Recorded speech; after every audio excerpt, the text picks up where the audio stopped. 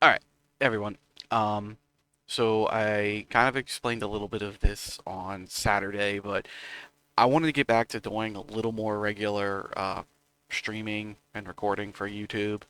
Uh, when I originally had started the MOG, like one of the primary reasons I was doing it was well, there was really two primary reasons I was doing it. One was to play more fan translated games, and two was to play as many Pokemon ROM hacks as I could. What I was finding was that my MOG list had gotten so obnoxiously long that while I was still had a ton of fan translations on the list, and I was pretty happy with that part, along with games I just hadn't gotten around to playing. The Pokemon ROM hack side kind of had fallen off the table. While I had a bunch of them on the list, there simply weren't enough to compete with all of the other games I haven't played, and I really wanted to kind of get back into them. Like I've been testing the waters for almost 2 years now of really getting into Pokemon ROM hacks, and I never had the time to really sit down and stick to it. So I figured if I started up a weekly stream, I could start playing more Pokemon ROM hacks. So with that, I'm going to make Tuesday evenings fairly regular that I am streaming Pokemon ROM hacks. And the idea would be I'd start with a game, finish it, move on to the next game.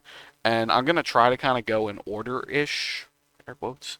Um, so the way I've kind of set up my list of games to play is I start with like a very vanilla Gen 1 ROM hack, and then after we go through that, then we'll open up the rest of the Gen 1 ROM hacks because Gen 1, 2, and 3 are kind of like wildland where some of the ROM hacks are just kind of very vanilla. They just make minor changes. You can catch all 150 some Pokemon, 250 some in Gen 2.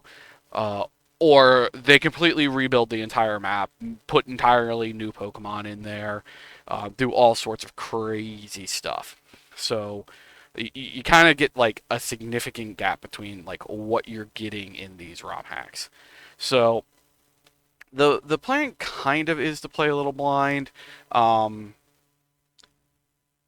it's like semi-blind, I'll say, because I wanna make sure that like I tell people like what exactly they're getting into with some of these ROM hacks, and kind of understanding like what makes this ROM hack unique before we get into it. Even though we're going to try to play fairly blind. I tend to be a very optimizer, so I tend to always like try to play like what's the bestest team I can physically muster up. But I'm not exactly going to be doing that because I'm going to be playing a little more blind than I normally do. Um, But anyway, I'll move over to the other screen and y'all can see the list. So this is the list of all of the ROM hacks I've managed to collect outside of the ones in gray. So the ones currently in white were kind of just like the opening salvo. Um, these are like very vanilla Gen 1 hacks, um, from my understanding. You know, or at least from at least from my reading of Gen 1 ROM hacks. So, uh, sorry, I'm trying to get through some things here. There we go. That's what I want to find. Um, so, like I said, all the white ones are kind of very Gen 1 vanilla. But after we beat our first game, which is highlighted in green, and we'll bring this up in a second, um, we open up like the more open Gen 1 ROM hacks along with a vanilla Gen 2 ROM hack. And we're going to build our way up through generations. The only real issue with this list is there's a couple generations I don't really have access to, and that's mostly Gen 3 stuff.